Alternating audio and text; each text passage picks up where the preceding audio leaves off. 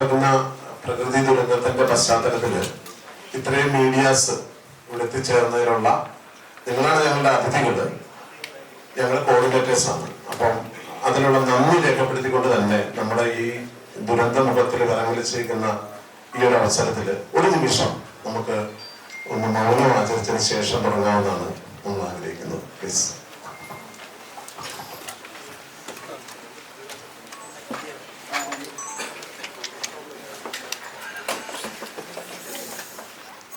നിങ്ങൾക്ക് നമ്മുടെ social media പ്രതിനിധികൾക്ക് നന്ദി രേഖപ്പെടുത്തുന്നു. ഇവിടെ ഞങ്ങള് കുറച്ച് പേര്, ഒരു 10-20 പേര് ഒരു കഴിഞ്ഞ ഏതാണ്ട് 3 മാസക്കാലമായിട്ട് കാണുന്നത് ഒരേ സ്വപ്നങ്ങളാണ്. ഒരു സ്വപ്നത്തിന്റെ പിന്നാലെയായിരുന്നു ഞങ്ങളുടെ സഞ്ചാരം. നിറമുള്ള ആ സ്വപ്നത്തിന് ഒരു പേര് വേണമെന്ന് തോന്നിയപ്പോൾ ഞങ്ങൾ അതിനൊരു പേരിട്ടു.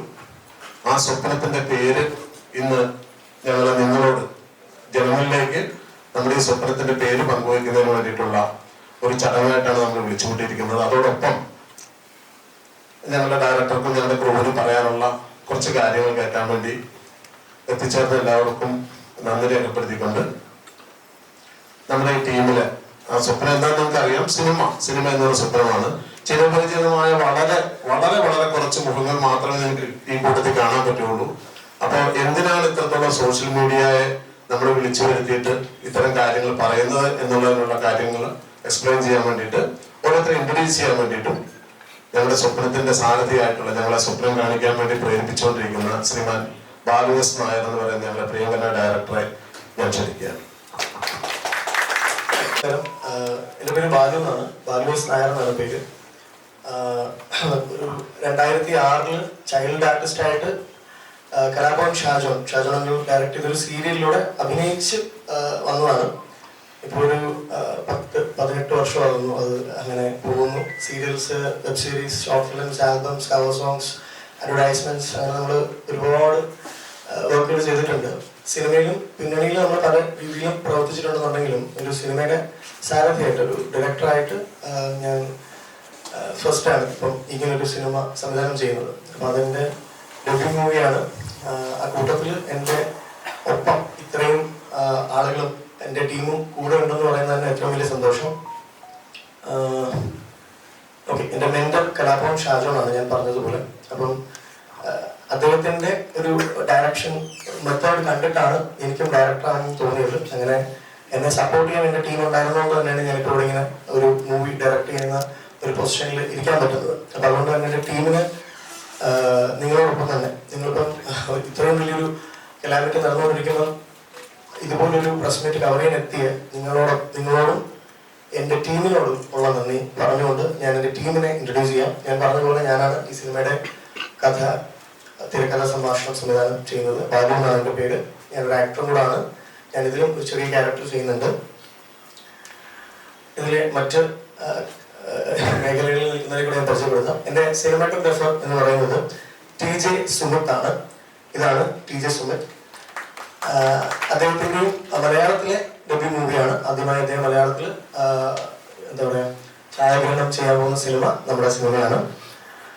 പിന്നെ ഈ ഒരു സിനിമയ്ക്ക് ഒരു ഡിഫറെന്റ് മോഡായതുകൊണ്ട് തന്നെ ഈ സിനിമ ഒരു ഇൻവെസ്റ്റിഗേഷൻ ത്രില്ലറാണ് എങ്കിലും നമ്മൾ കണ്ട് പരിചിതമായ ഒരു ജോണറല്ല ഇതിൽ നമ്മൾ പരീക്ഷിച്ചിരിക്കുന്നത്. ഒരു എക്സ്പെരിമെന്റലാണ്.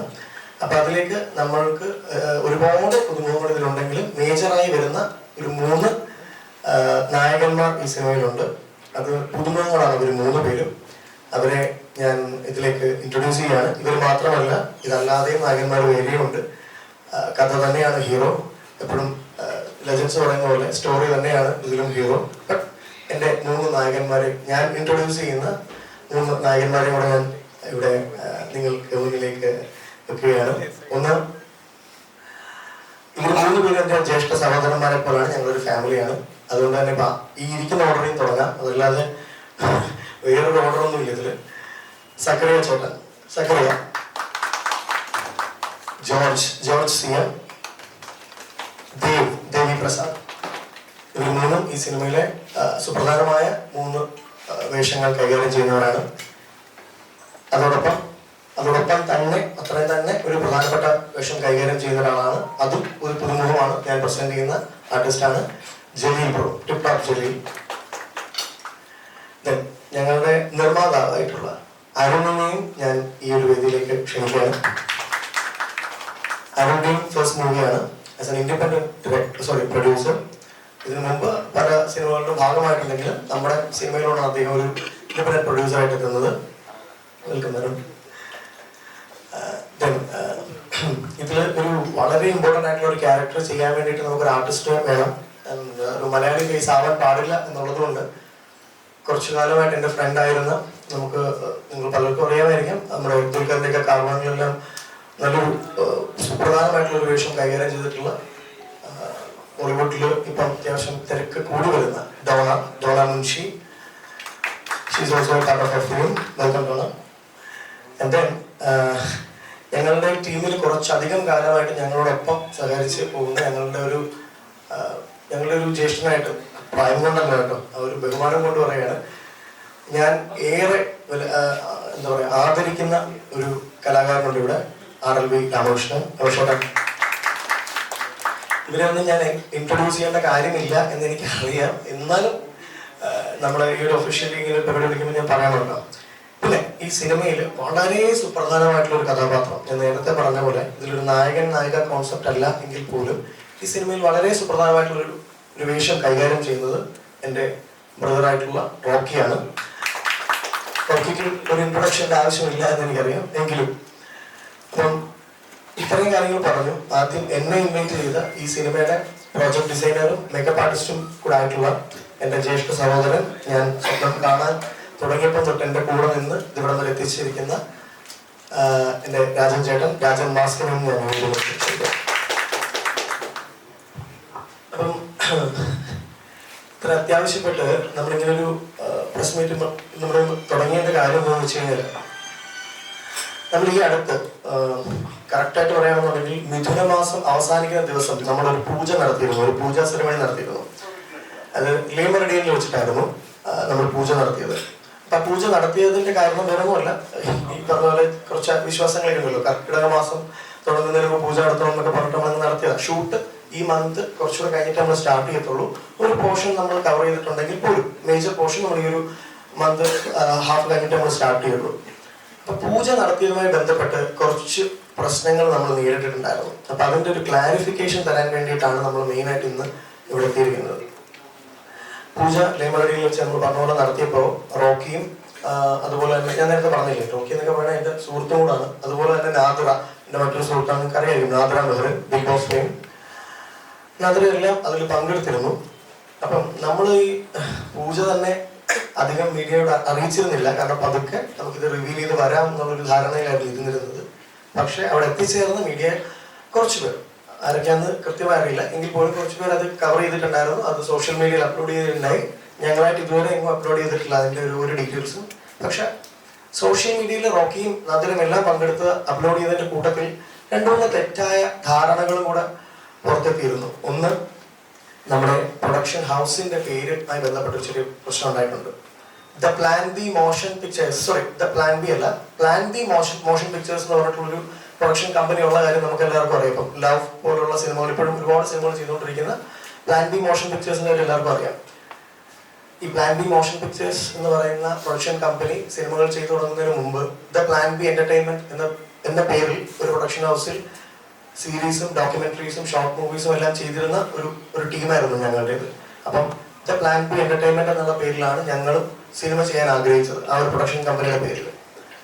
അപ്പം അത് നമ്മൾ രജിസ്ട്രേഷൻ ചെയ്യുന്നപ്പോൾ നമുക്ക് ചെറിയ ഇഷ്യൂ ആയി, കാരണം already plan B motion pictures എന്ന് പറഞ്ഞൊരു പേരുള്ളതുകൊണ്ട്. അങ്ങനെ ഞങ്ങളത് ദ പ്ലാൻ ബാലു എന്റർടൈൻമെന്റ് എന്നാണ് നമ്മളതിന് പേരിട്ട് രജിസ്റ്റർ ചെയ്തിരിക്കുന്നത്. പക്ഷെ ലോഗോയിൽ ഇപ്പോഴും ദ പ്ലാൻ ബി എന്റർടൈൻമെന്റ് എന്നേ ഉള്ളൂ. പക്ഷെ ഇതറിയാതെ പുറത്തുപോയ ന്യൂസുകളിൽ, പൂജയുമായി ബന്ധപ്പെട്ട് പുറത്തുപോയ ന്യൂസുകളിൽ പ്ലാൻ ബി മോഷൻ പിക്ചേഴ്സിന്റെ പുതിയ സിനിമയുടെ പൂജ നടന്നു എന്നുള്ള രീതിക്ക് തെറ്റായ ഒരു ധാരണ നടന്നിട്ടുണ്ട്. അതുമായി ബന്ധപ്പെട്ട് ഞങ്ങൾക്ക് ഒരുപാട് ബുദ്ധിമുട്ടുകൾ നേരിടേണ്ടി വന്നിട്ടുണ്ട്. അതിൽ മറ്റ് വേറെ കുറച്ച് ഡീറ്റെയിൽസ് വന്നതെന്ന് വെച്ച് കഴിഞ്ഞാൽ, റോക്കി ആദ്യമായി നായകനാവുന്നു, അതുപോലെ നാദിറയാണ് നായിക എന്നൊക്കെ പറഞ്ഞ ഒരുപാട് കാര്യങ്ങൾ വന്നിട്ടുണ്ട്. ഞാൻ നേരത്തെ പറഞ്ഞ പോലെ റോക്കിയും ചിലപ്പോൾ ഇതിൽ നായകനായിരിക്കാം, എനിക്കിപ്പോൾ ഒന്നും പറയാൻ പറ്റില്ല. പക്ഷെ റോക്കിയും നായകനായിരിക്കാം.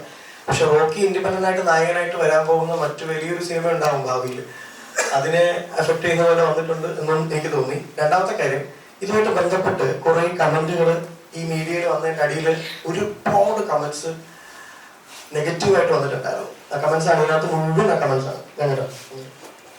അതെ, ഇതിൽ വന്നിരിക്കുന്നത് റോക്കിയെയും അതുപോലെ തന്നെ നാദിറയും പരാമർശിച്ചുകൊണ്ട് ഒരുപാട് കമന്റുകളുണ്ട്. അത് കൂടാതെ പ്ലാൻ ബി മോഷൻ പിക്ചേഴ്സിനെയും അതിൽ വരച്ചിരിക്കുന്നതായിട്ട് നമ്മൾ കണ്ടിട്ടുണ്ട്. അതിൽ പ്രധാനമായിട്ട് നാദിറയെ ടാർഗറ്റ് ചെയ്തുകൊണ്ട് ഒരു വലിയൊരു കൂട്ടം നെഗറ്റിവിറ്റി സ്പ്രെഡ് ചെയ്യാൻ വേണ്ടി ശ്രമിച്ചതായിട്ട് ഞാൻ കാണുന്നുണ്ട്. നാദിറ ആദ്യമായി നായികയായിട്ട് എത്തുന്നു എന്ന് പറഞ്ഞിട്ട് അതിലൊരു ക്ലാരിഫിക്കേഷൻ, നായിക അല്ല നാദിറ ഈ സിനിമയിൽ. നാദിറ ഈ സിനിമയിലെ നായിക അല്ല. ഒന്ന്, ഇനി ആണെങ്കിൽ തന്നെ നാദിറ നായികയാണെങ്കിൽ തന്നെ ഇത്രയും നെഗറ്റിവിറ്റി സ്പ്രെഡ് ചെയ്യാനുള്ള കാര്യമുണ്ടോ എന്ന് എനിക്കറിയില്ല.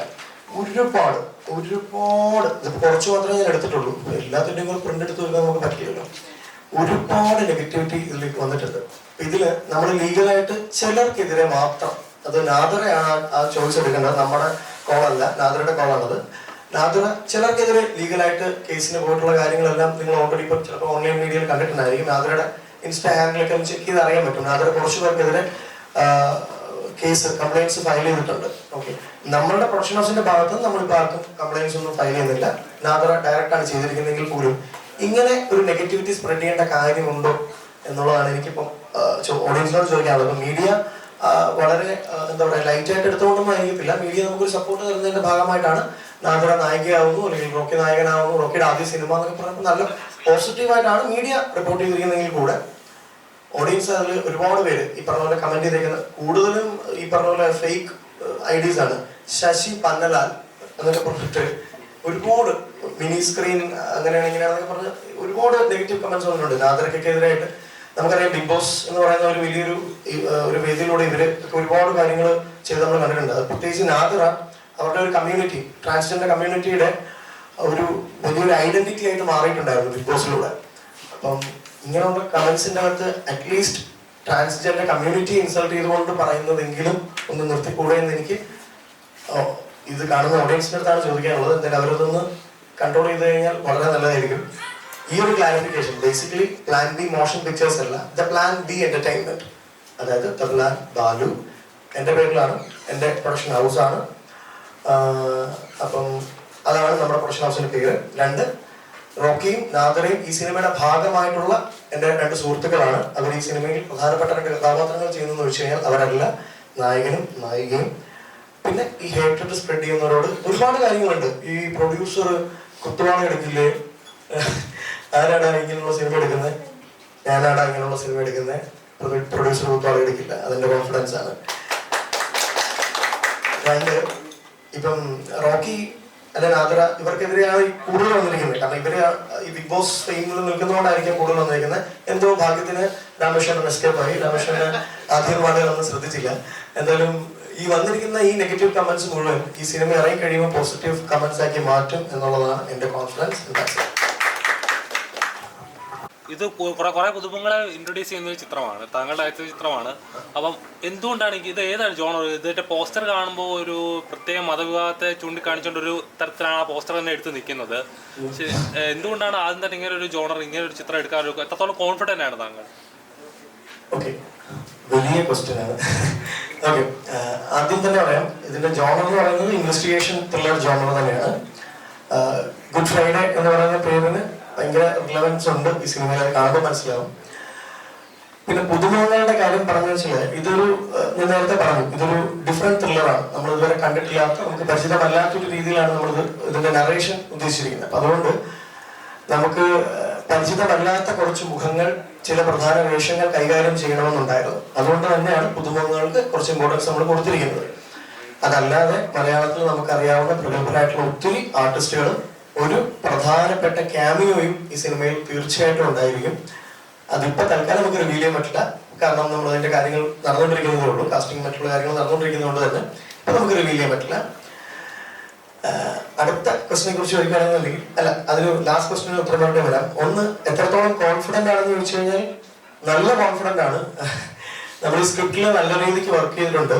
അപ്പം അതുപോലെ തന്നെ നമ്മൾ നല്ല ഹോംവർക്ക് ചെയ്തിട്ടാണ് നമ്മൾ ഇതിന്റെ ഒരു പ്രൊഡക്ഷൻ സൈഡിലേക്ക് നമ്മൾ ഇറങ്ങിയിട്ടുള്ളൂ. അതുകൊണ്ട് തന്നെ നമുക്ക് കോൺഫിഡൻസിന് ഒരു കുറവില്ല. ഞാൻ നല്ല കോൺഫിഡൻസോടുകൂടി തന്നെയാണ് നിൽക്കുന്നത്. എൻ്റെ ടീമും എന്നിൽ നല്ല കോൺഫിഡൻ്റ് ആണെന്ന് ഞാൻ വിശ്വസിക്കുന്നു.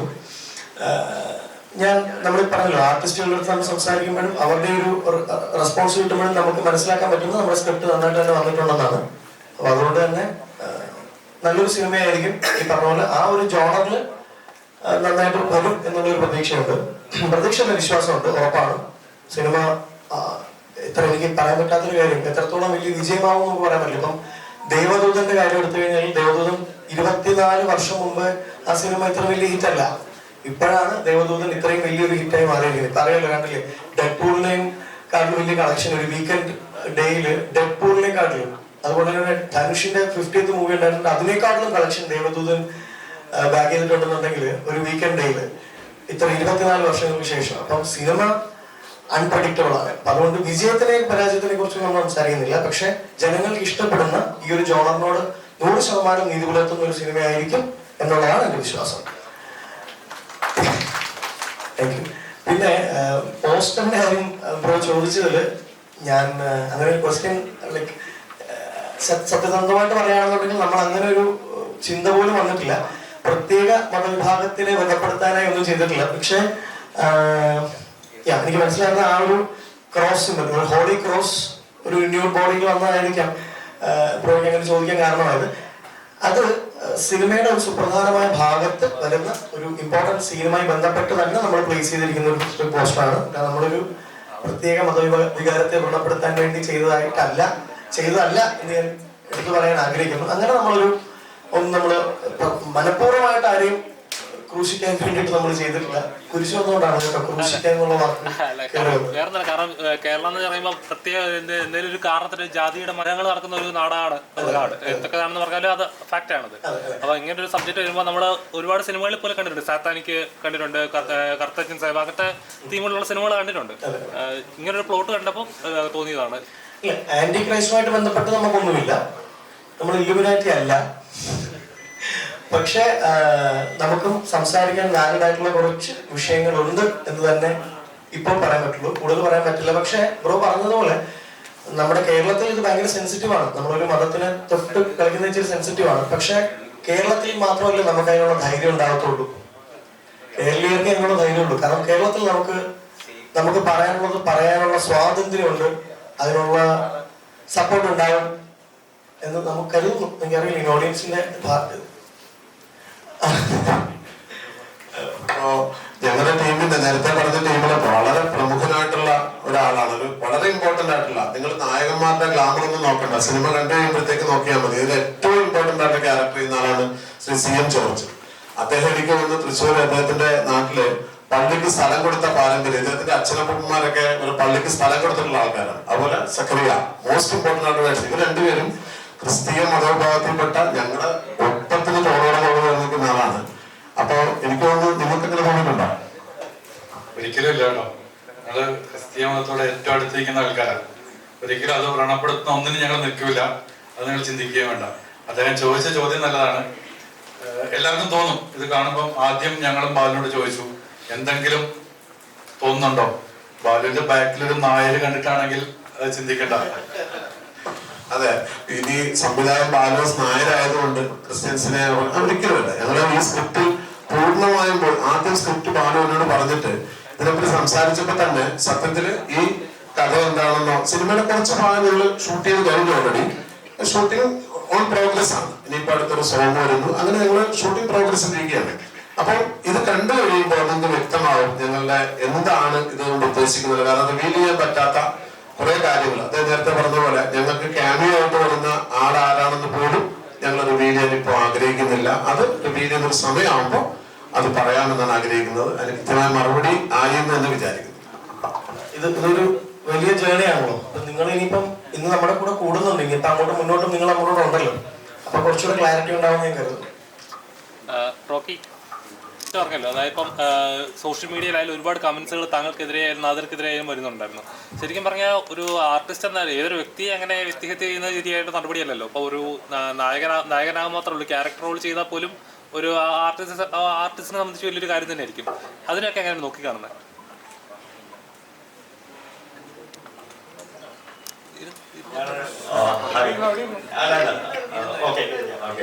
ഫസ്റ്റ് ഓഫ് ഓൾ ഞാൻ ഒരു കാര്യം വെച്ച് കഴിഞ്ഞാൽ ഞാനൊരു കാര്യം ചോദിച്ചു. ഞാനൊരു സെൽഫി എടുത്തോട്ടെ നിങ്ങളോട് എല്ലാവരോടൊപ്പം? അങ്ങനെ അങ്ങനെയല്ല, നിങ്ങൾ എല്ലാവരോടൊപ്പം ഒരു സെൽഫി എടുക്കാൻ എൻ്റെ എനിക്ക് തോന്നി. സോറി. ഓക്കെ.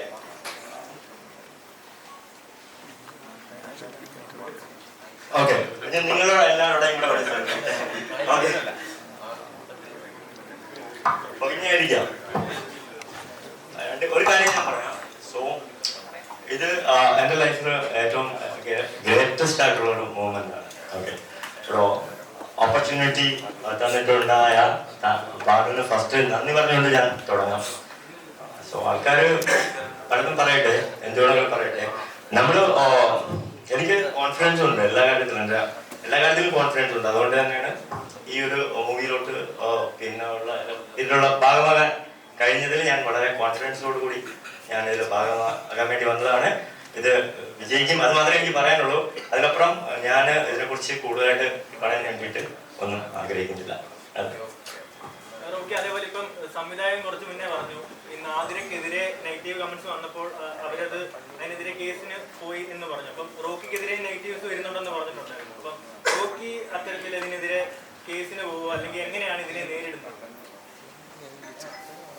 ഞാൻ ആക്ച്വലി ഇതൊക്കെ ഭയങ്കരമായിട്ട് എൻജോയ് ചെയ്യുന്നുണ്ടല്ലോ. നിങ്ങൾ വിചാരിക്കുന്ന പോലെ ഒന്നുമല്ല. ഞാനിതൊക്കെ ഭയങ്കരമായിട്ട് ചിരിച്ച് ഭയങ്കരമായിട്ട് എൻജോയ് ചെയ്ത് എൻ്റെ ലൈഫിന് ഇങ്ങനെയുള്ള കാര്യങ്ങളൊന്നും ഒരു സിംഗിൾ പെർസെൻറ്റേജ് പോലും ബാധിക്കത്തില്ല. പിന്നെ എന്ന് വെച്ച് കഴിഞ്ഞാൽ ചില കാര്യങ്ങൾ പറയുമ്പോഴത്തേക്കും ഇപ്പം നാദിരെ കുറിച്ചിട്ട് തന്നെ ഒരു കാര്യം, അതായത് ഒരു വാക്ക് യൂസ് ചെയ്തു. ഓക്കെ, ഒരു പേര്, ഒരു വാക്ക് ഞാൻ അത് പറയാൻ പാടുണ്ടോ ഇല്ലെന്ന് എനിക്കറിയത്തില്ല. അപ്പൊ ഞാൻ നാദിരയെ വിളിച്ച് ഞാൻ ചോദിച്ചു, നാദിര ഭയങ്കര മോശമായിട്ട് നീ കമന്റ്സ് ഒക്കെ കണ്ടോ എന്ന് ചോദിച്ചു. അപ്പം നാദിര വിളിച്ച് കമന്റ്സ് കണ്ടു എന്ന് പറഞ്ഞു. അപ്പൊ ഞാൻ പറഞ്ഞു, എടി നമുക്കൊരു കാര്യം ചെയ്യാം, നമുക്ക് അങ്ങനത്തെ ഒരു മൂവി ചെയ്യാം. സോ അത് ഭയങ്കര സക്സസ് ആവും. ഒരു ഞാൻ നായകനാവാം, ഹീറോവാൻ, നിന്റെ നായകനാവാൻ റെഡി. ഓക്കെ, അതൊരു നല്ലൊരു സബ്ജക്റ്റ് ആണ്. ആൾക്കാർ ഒരു ഐഡിയ തന്നു എനിക്ക്. ഓക്കെ, ഇങ്ങനെ ഒരു സബ്ജക്റ്റ് ഉണ്ട്, നമുക്ക് ഇങ്ങനെ വേണമെങ്കിലും ചെയ്യാം. ഞാൻ കുറച്ച് കഥയൊക്കെ ആലോചിച്ച് വെച്ചായിരുന്നു. സോ ഞാൻ എൻ്റെ ലൈഫിലെല്ലാം പോസിറ്റീവായിട്ട് കാണുന്ന ആളാണ്. അതുകൊണ്ട് തന്നെ ഞാൻ ഇത് പോസിറ്റീവായിട്ട് കാണുന്നു.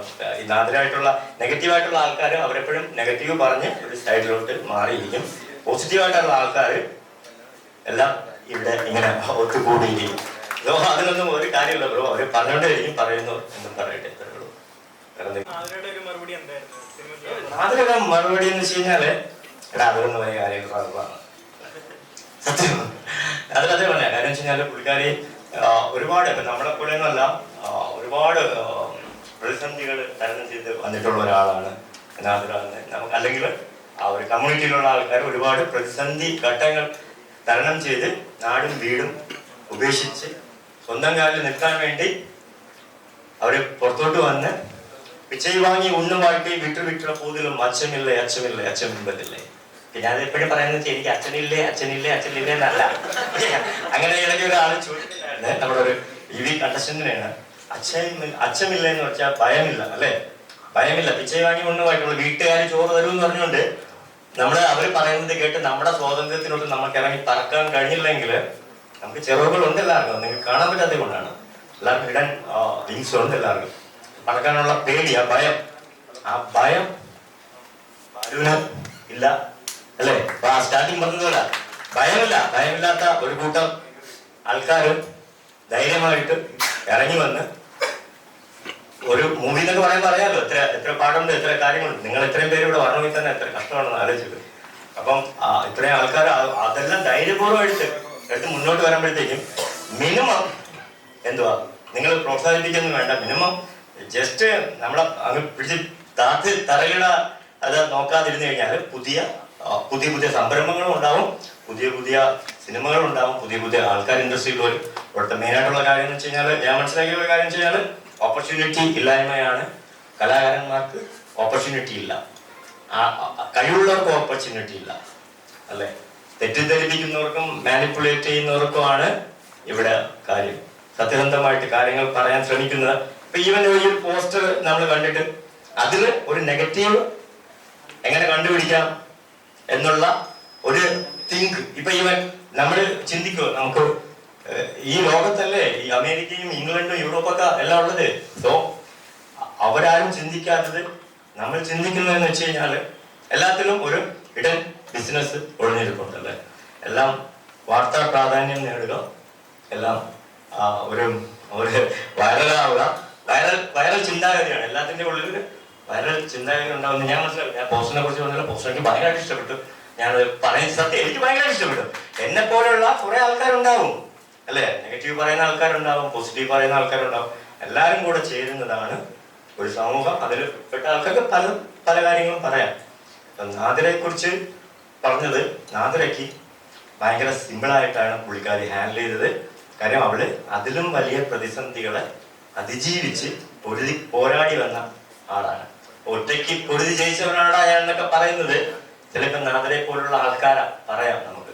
ഒറ്റയ്ക്ക് ആദ്യം ആ സമയത്ത് അല്ലെ, കുറച്ചുകൂടെ ബാക്കിലോട്ടുള്ള സമയങ്ങളിൽ ഫ്രണ്ടിലോട്ട് വരാൻ വേണ്ടിയിട്ട് വളരെ ബുദ്ധിമുട്ടിയ ഒരാള്. അത് വളരെ സിമ്പിളായിട്ട് അത്രയേ ഉള്ളൂ. പക്ഷെ ആൾക്കാർ ഇപ്പോഴും ഇതൊക്കെ ഇങ്ങനെയുള്ള കാര്യങ്ങളൊക്കെ പറഞ്ഞ് എന്തുവാ മുന്നോട്ട് വരാൻ വേണ്ടിയിട്ട് കൊതിക്കുന്ന ഒരാളിനെ നിരാശപ്പെടുത്തി പിടിച്ച് വീട്ടിലെത്തും. അതാണ് ഈ നെഗറ്റിവിറ്റി കൊണ്ട് ഇവിടെ ഉണ്ടാകുന്നത്. വേറെ ഒന്നുമല്ല, നെഗറ്റിവിറ്റി കൊണ്ട് ഉണ്ടാകുന്ന ഒരേ ഒരു കാര്യമുണ്ട്, ഗ്രോത്ത് ഉണ്ടാകുന്നില്ല. ഒന്നും പുതിയതായിട്ട് തുടങ്ങാൻ വേണ്ടിയിട്ട് ആരും ധൈര്യമായിട്ട് മുന്നോട്ട് വരുന്നില്ല. ആരെന്ത് പറയും എന്നുള്ള വിചാരം അത്രയേ ഉള്ളൂ. റോക്കിക്ക് പറയാൻ തോന്നുന്ന കാര്യങ്ങൾ ഓപ്പണായിട്ട് പറയും എന്നുള്ള ഒരൊറ്റ കാര്യമുള്ളൂ. അങ്ങനെ പറയുന്ന എല്ലാവർക്കും ഉണ്ടാകുന്ന പ്രശ്നങ്ങൾ മാത്രമേ റോക്കിക്ക് ഉള്ളൂ, വേറെ പ്രത്യേകിച്ചൊന്നുമില്ല. സത്യസന്ധമായിട്ടുള്ള കാര്യം മുഖത്തോട് നോക്കി പറയും. അതുപോലെ തന്നെ മുഖത്ത് നോക്കി പറയാൻ ധൈര്യമുള്ളത് മാത്രമേ ഉള്ളൂ. ഓപ്പോസിറ്റ് നിന്ന് മറ്റേ വർത്താനം പറയാൻ പാടുള്ളൂ. ഈ നെഗറ്റിവിറ്റിയുടെ കാര്യത്തിൽ ബ്രോ ചോദിച്ച നാദിരയുടെ കാര്യം, നാദിര ഇവിടെ എത്തേണ്ടതായിരുന്നു. നാദിരയുടെ ഫ്രണ്ടിന് ഒരു ആക്സിഡന്റ് പറ്റിയതിനെ തുടർന്നാണ് നാദിര എത്താൻ പറ്റാതെ പോയത്. നാദിര ഇത് പറഞ്ഞ തന്നെ വളരെ സില്ലി ആയിട്ടാണ് എടുത്തത്. നാദിര ചോദിച്ചത് ലാലേട്ടനെ കുറിച്ച് പറയുന്നില്ലേ എന്നാണ് ചോദിച്ചത്. അതിൽ കൂടുതലില്ലല്ലോ. ഇപ്പൊ കഴിഞ്ഞ ദിവസം ലാലേട്ടൻ ആർമി യൂണിഫോമിൽ ലാലേട്ടൻ വയനാട്ടിൽ പോയതിന്റെ ഇഷ്യൂ എല്ലാവരും അറിഞ്ഞില്ലേ? അതിനെ കുറിച്ച് ട്രോളി ഒരുപാട് പേര് കമന്റുകൾ ചെയ്തു. കുറച്ച് നേരത്തോട് ലാലേട്ടൻ അത് മാറ്റി എങ്ങനെയാണെന്നറിയോ? ലാലേട്ടൻ മീഡിയക്ക് മുന്നേ വന്നിട്ട് അയ്യോ ഞാൻ അങ്ങനെ വിചാരിച്ചില്ല ഇങ്ങനെ വിചാരിച്ചില്ല എന്നൊന്നും പറയാൻ പോയില്ല. ലാലേട്ടന്റെ കർത്തവ്യങ്ങൾ കൃത്യമായി ചെയ്തു. അത് മാത്രമേ ലാലേട്ടൻ ചെയ്തുള്ളൂ. ലാലേട്ടൻ വിശ്വശാന്തി ഫൗണ്ടേഷന്റെ പേരിൽ 3 കോടി കൊടുത്തപ്പോൾ ഈ ഉണ്ടായ പ്രശ്നങ്ങളെല്ലാം നിമിഷ നേരം കൊണ്ട് മാറിയില്ലേ? അത്രേ ഉള്ളൂ. പിന്നെ നാദിരയാണെങ്കിലും ഞങ്ങളുടെ സിനിമയെ കുറിച്ച് വന്ന പ്രശ്നങ്ങളാണെങ്കിലും എല്ലാം ആണെങ്കിലും ഞങ്ങളുടെ പ്രവൃത്തിയിലൂടെ ഞങ്ങളുടെ സിനിമയിലൂടെ ഞങ്ങളത് മാറ്റിയെടുക്കും. ലാലേട്ടനെ ഒരു മാതൃകയാക്കി വെച്ചുകൊണ്ട് എന്ന് മാത്രമേ പറയാവൂ. റോക്കിയെ പറ്റി പറഞ്ഞിരുന്ന ആൾ കൂടിയാണ്, ബിസിനസ് എന്റർപ്രണറാണ്. അദ്ദേഹത്തോട് പറഞ്ഞപ്പോഴത്തേക്ക് ഞങ്ങൾ ആദ്യം പറഞ്ഞത് റോക്കിയുടെ പണം ഞങ്ങൾക്ക് വേണ്ട, കാരണം ഞങ്ങൾക്കൊരു പ്രൊഡ്യൂസർ ഉണ്ട്, റോക്കിയുടെ പണം കണ്ടുണ്ട്. അപ്പൊ അതപ്പോ തന്നെ പുള്ളി പറഞ്ഞു ഓക്കെ. കാരണം റോക്കിയെ കാണുമ്പോഴത്തേക്ക് റോക്കി ആരാണ് എന്താണെന്ന് അദ്ദേഹം ബിഗ് ബോസിൽ തന്നെ പറഞ്ഞിട്ടുണ്ട്. അദ്ദേഹത്തിന്റെ വീടിനെ പറ്റിയിട്ടുള്ള ട്രോള് വന്നു, അദ്ദേഹം ചെയ്ത കാര്യങ്ങളെ പറ്റി ട്രോള് വന്നു, അതൊക്കെ അവിടെ നിൽക്കട്ടെ. അപ്പൊ ഞങ്ങൾ അത് കണ്ടുകൊണ്ടല്ല എന്ന് പറഞ്ഞപ്പോൾ അദ്ദേഹം പറഞ്ഞത് എന്താണ് കഥ, നമ്മൾ കഥയുടെ കാര്യങ്ങൾ പറഞ്ഞപ്പോഴത്തേക്ക് അദ്ദേഹം ആദ്യം തന്നെ പറഞ്ഞത് ഞാൻ നായകനല്ലല്ലോ ആശ്വാസം എന്ന് പറഞ്ഞു. കാരണം എന്തെങ്കിലും കാണിച്ചു കൂട്ടിയൊരു സിനിമയിലേക്ക് വരാനായിട്ട് ആഗ്രഹിക്കാനായിരുന്നെങ്കിൽ എനിക്കൊന്നും ലെജൻഡ് ശരവൺ എന്ന് പറയുന്ന ആള് അദ്ദേഹത്തിന്റെ അടുത്ത സുഹൃത്താണ്, അദ്ദേഹത്തെ വെച്ച് പടം ചെയ്യാം എന്ന് പറഞ്ഞ് ഇങ്ങോട്ട് വന്നപ്പോൾ പോലെ തിരസ്കരിച്ചിട്ട് നിന്നിട്ട് നമ്മളുടെ ഈ കഥ കേട്ടപ്പോഴത്തേക്കും അതിൽ എത്രത്തോളം പ്രാധാന്യം അദ്ദേഹത്തിന് നമ്മൾ കൊടുക്കുന്നു എന്ന് കണ്ടപ്പോൾ അദ്ദേഹം പറഞ്ഞു ശരി ഞാനത് തയ്യാറാണ്, നിങ്ങൾ പറയുന്ന ഏത് കാര്യങ്ങൾക്ക് വരാനും സഹകരിക്കാനും, ഇനി ആക്ടിങ്ങുമായി ബന്ധപ്പെട്ട് എന്താണ് ഞാൻ ചെയ്യേണ്ടത്, ആക്ടിങ് വർക്ക്ഷോപ്പോ മറ്റു കാര്യങ്ങളോ എന്തിനു വേണ്ടിയും റെഡി എന്നുള്ള രീതിയിൽ പറഞ്ഞ് അദ്ദേഹത്തിനൊരു താങ്ക്സ്. കാരണം അതിന് വിലപ്പെട്ട സമയം, ഒരു ബിസിനസ്മാനാണ്, അത് വിലപ്പെട്ട സമയം മാറ്റി വെച്ചിട്ട് തന്നെയാണ് ഈ കാര്യങ്ങൾക്ക് വരുന്നത്. Okay next.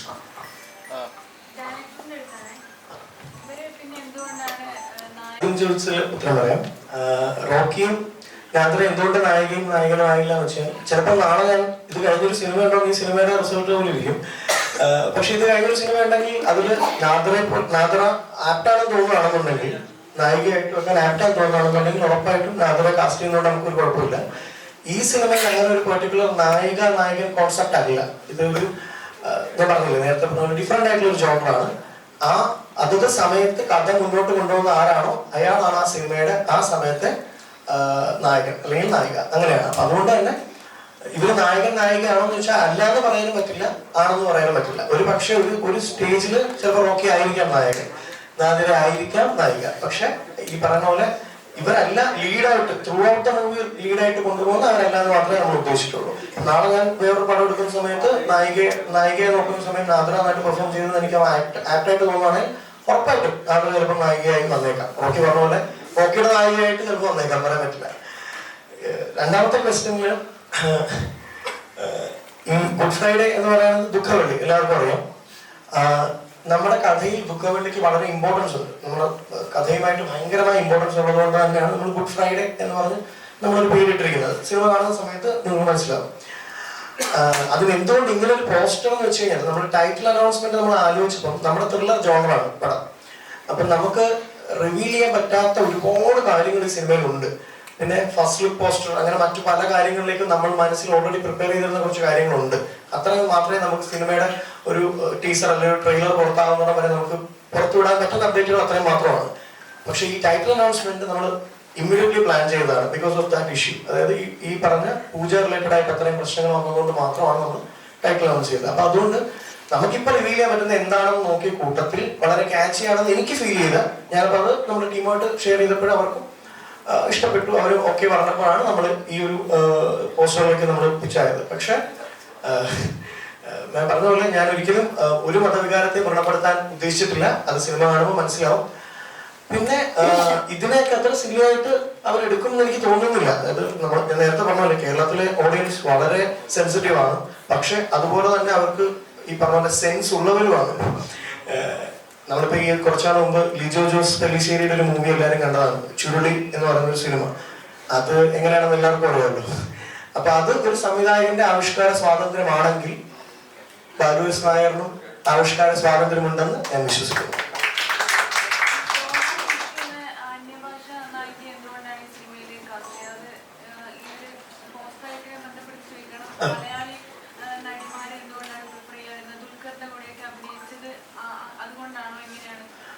അല്ലല്ല, അതങ്ങനല്ല. അതായത് ഡോണ ആക്ച്വലി ഡോണ എന്റെ ഫ്രണ്ടാണ്. എനിക്ക് ഡോണ ഒരു 2-3 വർഷമായിട്ട് പരിചയമുള്ളതാണ്. അത് മാത്രമല്ല ഈ സിനിമയിലെ ഡോണ ചെയ്യുന്ന ഒരു കഥാപാത്രം മലയാളി ക്യാരക്ടർ അല്ല. ഒരു മലയാളം സംസാരിക്കാത്ത, മലയാളം വളരെ കുറച്ച് മാത്രം സംസാരിക്കുന്ന ഒരു അന്യഭാഷ ക്യാരക്ടറായിട്ടാണ് നമ്മൾ പ്ലേസ് ചെയ്തിരിക്കുന്നത്. അപ്പൊ അതുകൊണ്ട് തന്നെ ഒരു അന്യഭാഷ നടി വന്നാൽ നന്നാവുമെന്ന് തോന്നി. ഡോണ നല്ലൊരു പെർഫോമറാണ്. നമ്മൾ കാർബൺ കണ്ടവർക്ക് എല്ലാവർക്കും അറിയാൻ പറ്റും. നന്നായിട്ട് പെർഫോം ചെയ്യുന്ന ഒരു പെർഫോമറും കൂടെ ആയതുകൊണ്ട് പിന്നെ എനിക്ക് ഈസിലി ആക്സസിബിൾ ആയിരുന്നു ഡോണ. കാരണം എന്റെ ഫ്രണ്ടാണ്, എനിക്ക് ആക്സസിബിൾ ആയിരുന്നു. ഞാൻ ഡോണയുടെ അടുത്ത് സ്റ്റോറി ഷെയർ ചെയ്തു. ഡോണയ്ക്ക് അത് ഭയങ്കര ഇൻട്രസ്റ്റഡ് ആയിട്ട് തോന്നി. അങ്ങനെ നമ്മൾ ഡോണയെ കാസ്റ്റ് ചെയ്ത. അതെല്ലാം നമ്മൾ ദുൽഖറുമായിട്ട് ബന്ധപ്പെട്ട് ഡോണയെ കാസ്റ്റ് ചെയ്തതല്ല. നമുക്ക് ഡോണയോട് വേണമെങ്കിൽ ചോദിക്കാം. Mollywood. You have acted in Bollywood. Yeah. Mollywood is entirely different, you know. Yeah. How excited are you to being part of this film? Very excited because I mean there's no doubt about it that everybody knows that I think Malayalam industry makes some of the best films that India produces. Like definitely, by far, we all are aware, and every actor in this country, every actor who wants to do good films, good content, definitely wants to work in the Malayalam industry. There's no doubt about it. So I'm very excited, and Balu and I connected long back for another project, but I know that Balu is somebody who is very passionate about making films. So he wants to make good cinema. So actors like me always want to work with people who are very passionate about making good cinema. So I'm very excited. I love the story he narrated, and I was on board immediately. So What made you to do this film? Is that a character or the crew? Sorry? What made you to sign this film? Is that a character or the crew? All of it. When you do a project, everything is very important. Your character, the story, the crew is equally important. Because as I said, when we do a project, we spend a lot of time together. It's very essential that when we work with a good crew, we also get to learn a lot. Our work becomes better. So in order to do my job in the best possible way, I need a very good team around me. They help me make my job easier. So everything.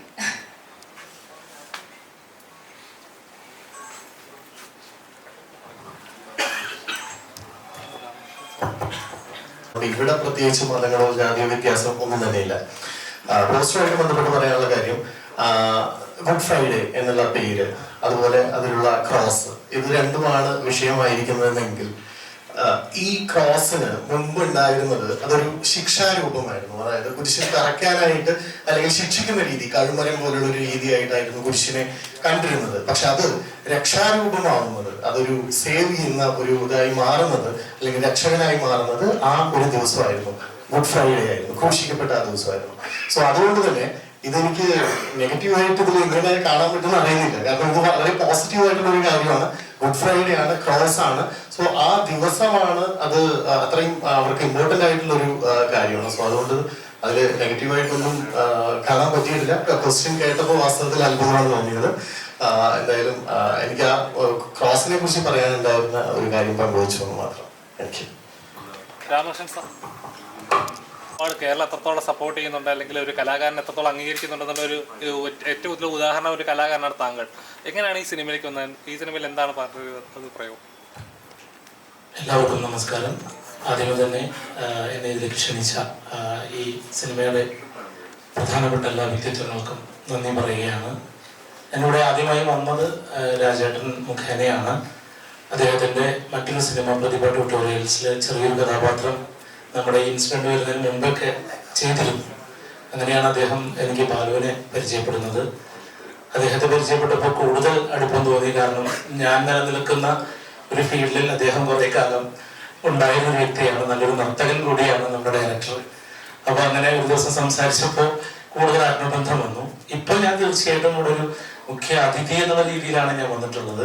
സിനിമയുടെ ഭാഗമാണോ എന്നുള്ളത് പിന്നീട് അറിയാനേ കഴിയുള്ളൂ.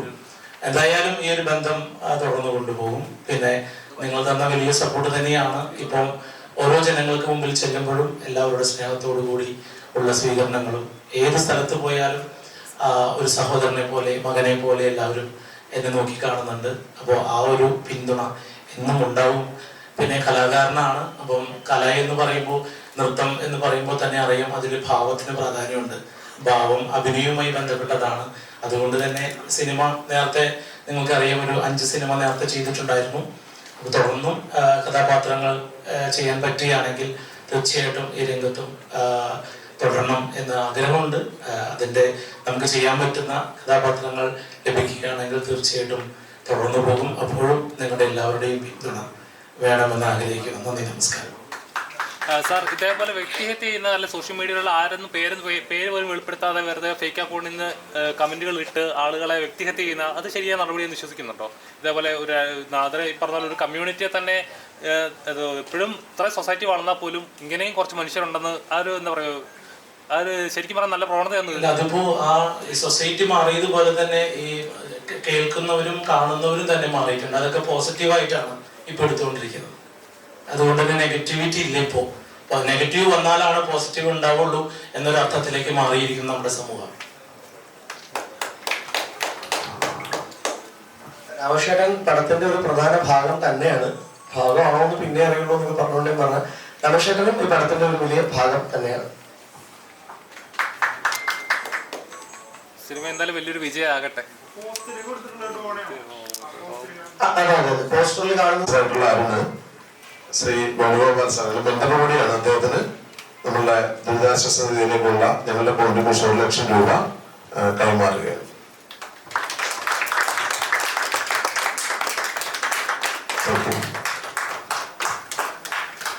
കളക്ടർക്ക് ഇന്ന് തന്നെ അദ്ദേഹം കൈമാറുമെന്നാണ് പ്രതീക്ഷിക്കുന്നത്. Thank you all of U.